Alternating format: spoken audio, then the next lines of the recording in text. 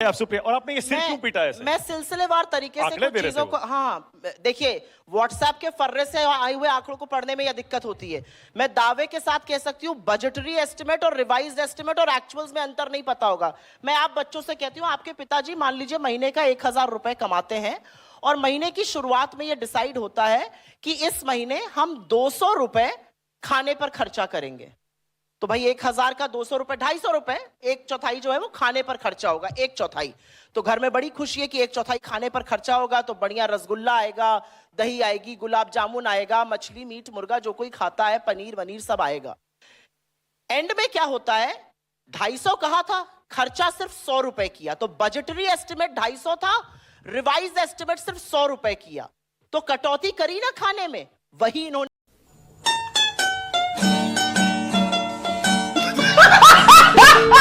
किया जो ये समझ ही नहीं पाए।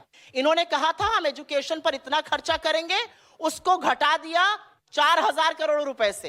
हेल्थ पर इतना करेंगे, उसको घटा दिया 4000 करोड़ रुपए से। रूरल डेवलपमेंट पे इतना करेंगे, उसको घटा दिया 53000 करोड़ रुपए पे। 12 लाख करोड़ का कैपिटल एक्सपेंडिचर था, घटा दिया 1,44,000 करोड़ से। बजटरी एस्टिमेट और रिवाइज एस्टिमेट अंतर होता है। कभी बजट पढ़ा होता तो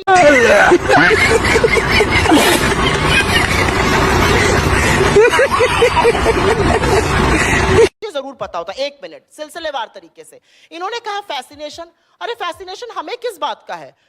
आपने मोदी जी को कभी हिंदुस्तान में राजनाथ सिंह जी को या नितिन गडकरी जी को या अमित शाह जी को ऐसे गले पड़ते, गले लगाते, गले दबोचते देखा है? नहीं देखा होगा। डोनाल्ड ट्रंप को गले लगाएंगे, मैक्रोन को गले लगाएंगे, स्ट्रामर को गले लगाएंगे। फैसिनेटेड वो है यूरोप और अमेरिका से। और अब बात करते हैं यहां पर जो इन्होंने, पर वो ठीक तो कह रहे हैं, वो ठीक कह रहे हैं। मुझे एक बात बताइए, वो सही तो कह रहे हैं। अपने यूपीए के टाइम से आप एनडीए को कंपेयर करेंगी, आप जीडीपी कंपेयर कर लीजिए, आप GDP to debt ratio compare कर लीजिए, बाकी सारी चीजें कंपेयर कर लीजिए। मैं बताती हूं आपको, हिंदुस्तान में 13 प्रधानमंत्री हुए थे मोदी जी के पहले, 13 ने मिलाकर 55 लाख करोड़ का डेट लिया था, 55 लाख करोड़ का कर्जा था। मोदी जी उसको 245 लाख करोड़ पर अकेले ले आए। 165 लाख करोड़ उन्होंने अकेले कर्जा लिया। ये मोदी जी का कीर्तिमान है। इन्होंने कहा यूपीए के टाइम पे, आ रही हूं, यूपीए के टाइम पर जी कुछ होता ही नहीं था। अरे 1947 में जब देश आजाद हुआ था तो बजट 500 करोड़ का था। वो बढ़ते बढ़ते बढ़ते कहीं पहुंचता है तो बढ़ रहा है बजट, इसमें कौन सी बड़ी बात है? उस बजट में भला किसका हो रहा है? इन्होंने कहा यूपीए के टाइम पर कुछ होता ही नहीं था, कांग्रेस की सरकारों में कुछ था ही नहीं, ये तो डब्बे के स्कूल में जाके पढ़कर डॉक्टर बन गए थे।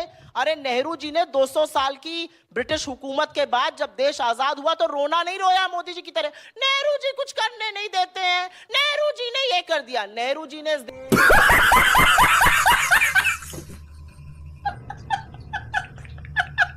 देश में आईआईटी बनाए, एम्स बनाए, इसरो बनाया, बार्क बनाया, डैम्स बनाए, इतने इंस्टीट्यूशंस बनाए। और यही नहीं बनाया, साहित्य कला अकेडमी बनाई, ललित कला अकेडमी बनाई।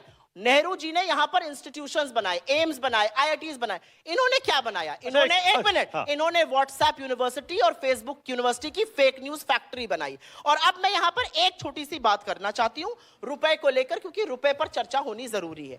58 पर रुपया मिला था मोदी जी को, 92 पर पहुंच गया। मैं बिल्कुल सहमत हूं आपसे, कांग्रेस ने कुछ नहीं किया। लेकिन गुजरात के मुख्यमंत्री और वर्तमान प्रधानमंत्री क्या कहते थे? जैसे जैसे रुपया गिरता है, प्रधानमंत्री की प्रतिष्ठा गिरती है। मैं शासन में बैठा हूं, मुझे पता है हिंदुस्तान का रुपया पतला होता जा रहा है, बांग्लादेश का रुपया पतला नहीं होता, पाकिस्तान का पतला नहीं होता। अब मोदी जी कहां हैं?